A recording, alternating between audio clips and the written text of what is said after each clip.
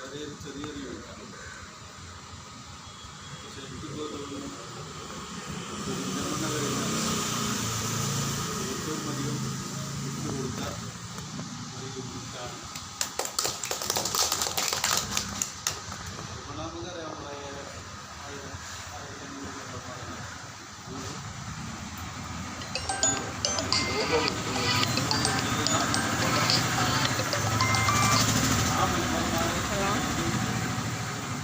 ഇവിടെ അച്ചിപ്പുറം പുസ്തകം മറ്റേ ബാങ്ക് ഗ്രാമീണ ബാങ്കിൻ്റെ മുന്നിൽ, ഗ്രാമീണ ബാങ്കിൻ്റെ മുമ്പിൽ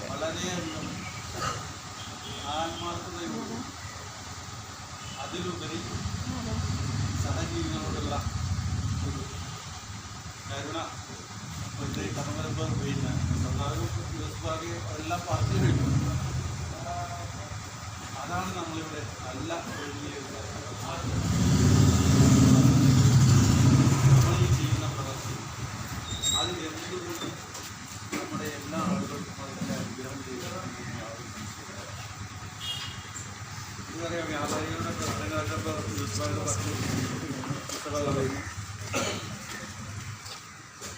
വ്യാപാരികൾ ഇപ്പോൾ അവരുടെ പ്രവൃത്തി, അതായത് അവരുടെ ജോലികൾ എന്ന് പറഞ്ഞിട്ടുണ്ടെങ്കിൽ വളരെയധികം ബുദ്ധിമുട്ട് അനുഭവിച്ചുകൊണ്ടിരിക്കുന്ന ഒരു കാലഘട്ടം. പക്ഷേ നമുക്കറിയാം, എന്നിരുന്നാലും നമ്മൾ ഇതിനൊരു കുറവും വരുത്തിയിട്ടില്ല എന്നുള്ളത് കഴിഞ്ഞ കാലഘട്ടങ്ങളിൽ ഇവിടെ കൊടുത്ത കിറ്റിൻ്റെ കണക്കും ഇപ്പോഴത്തെ കിറ്റിൻ്റെ കണക്കും നോക്കിയാൽ നമുക്ക് മനസ്സിലാക്കാം. ഞാനിവിടെ ആദ്യത്തെ പങ്കെടുത്ത കിറ്റ് വിതരണം അന്ന് 60 കിറ്റായിരുന്നു. ഇതിപ്പോൾ ഈ 10 വർഷം കഴിഞ്ഞപ്പോഴേക്കും നമ്മുടെ മുകളിലേക്ക് എത്തിപ്പോകും. അപ്പോൾ എന്ത് പ്രയാസങ്ങളുണ്ടെങ്കിലും അതിനെ അതിജീവിച്ചുകൊണ്ട് കച്ചവടക്കാർ ഈ പാത തുറന്നു. നമുക്കറിയാം, നമ്മുടെ ഇപ്പോൾ ഈ മാളുടെ കാര്യങ്ങളൊക്കെ ഈ നാട്ടിലുള്ള കുറേ ആളുകൾക്ക് കുറച്ചെങ്കിലും ഒരു ബോധം, ഈ നാട്ടിൽ നിന്നുള്ള ഞാൻ ഉദ്ദേശിച്ചതല്ല, ഇവിടെ വന്നപ്പോൾ അങ്ങനെ പറഞ്ഞു ബോധം. പക്ഷെ പൊതുവായുള്ള ഒരു ധാരണ മറ്റു മാളുകളിലും മറ്റൊക്കെ പോയി കഴിഞ്ഞിട്ടുണ്ടെങ്കിൽ അവിടെ അതിനനുസരിച്ചിട്ടുള്ള സൗകര്യങ്ങൾ നമുക്ക് കിട്ടും. ആ സൗകര്യങ്ങളൊക്കെ നമ്മളെ ചൂഷണം ചെയ്യാൻ വേണ്ടിയിട്ടുള്ളതെന്ന് നമ്മൾ മനസ്സിലാക്കും. നമുക്കറിയാം, ഒരു കാര്യം പറയുകയാണെന്നുണ്ടെങ്കിൽ നമ്മളിപ്പോൾ ഇവിടെ നിന്ന് സാധനങ്ങൾ വാങ്ങി ഒരു കിറ്റ് നമ്മൾ വാങ്ങണമെന്നുണ്ടെങ്കിൽ അത് കൊടുത്തിട്ടില്ലെങ്കിൽ അത് കസ്റ്റമേഴ്സിൻ്റെ ഒരു അധികാരമാണ്, അല്ലേ? ഒരാൾക്ക് ഇതിൻ്റെ കിറ്റ് കൊടുത്തില്ല എന്ന് പറയുകയാണെന്നുണ്ടെങ്കിൽ അതിനിപ്പോൾ നാട്ടിലാണെങ്കിൽ പ്രശ്നമുണ്ടാകും. നേരെ മറിച്ച് നമ്മൾ മാളിൽ പോയിട്ടാണെന്നുണ്ടെങ്കിൽ അതിന് 10 രൂപ അവർ ചാർജ് ചെയ്യും. 10 രൂപ ചാർജ് ചെയ്താലും നമുക്ക് അതിനൊരു പ്രശ്നമുണ്ട്, അല്ലേ? ഇത് മാളിലൊക്കെ ഇടയ്ക്കെങ്കിലും പോയിട്ടുണ്ടാവും. അവിടെ പോയിട്ട് ഒരു കിറ്റ് നമ്മൾക്ക് സാധനങ്ങൾക്ക് എടുത്ത് അത് നമ്മൾ തന്നെ കൊണ്ടുവന്ന് നമ്മൾ തന്നെ അത് കിറ്റിലേക്ക് എടുത്ത് പോകാൻ ആ കിറ്റ് 10 രൂപ. നേരെ മറിച്ച് അത് നമ്മുടെ നാട്ടിലാണെന്നുണ്ടെങ്കിൽ നമുക്കതിൽ 2 രൂപ വേണമെന്നുണ്ടെങ്കിൽ ആ കച്ചവടക്കാരനോട് ദേഷ്യപ്പെട്ടു പോകുന്ന ഒരു സാഹചര്യം, അല്ലേ? അത് സാധാരണ കച്ചവടക്കാർക്ക് വരെ പൊതുവായുള്ള ആളുകൾക്കറിയാം. അപ്പോൾ ഇങ്ങനെയുള്ള കുറേ കാര്യങ്ങൾ നമുക്ക് ഉണ്ട്. നമ്മുടെ ഈ ചെറുകിട വ്യാപാര മേഖല എന്ന് പറഞ്ഞിട്ടുണ്ടെങ്കിൽ വ്യാപാരം മാത്രമല്ല, എല്ലാ ആളുകളെയും ബന്ധിപ്പിക്കുന്ന ഒരു കണ്ണി ചെറുകിട വ്യാപാരം. എല്ലാ ആളുകളും പരസ്പരം ബന്ധിപ്പിക്കുന്ന ഒരു കണ്ണിയാണ്. ആ കണ്ണി അടിച്ചു പോയിട്ടുണ്ടെങ്കിൽ നാട് നശിച്ചു പോകുന്നതിന് യാതൊരു സംശയം. നമ്മളെ ഈ കൂട്ടായ്മ നശിച്ചു പോയിട്ട് പിന്നെ എന്താ നമുക്കത് ഒന്നുമില്ല. ഓരോരുത്തരും ഓരോ പോലെ ചിന്തിച്ചു പോകുകയാണെന്നുണ്ടെങ്കിൽ അത് എന്ത് ജീവിതമാണ് ഉണ്ടാവുക? ആ ജീവിതമാണ് ഇത്തരം കാരണങ്ങൾ കൊണ്ട് നമുക്ക് പോയിപ്പോകുന്നത്. അത് നമ്മൾ ഏറ്റവും ഗുരുതരമായിട്ട് ശ്രദ്ധിക്കേണ്ട ഒരു കാര്യം.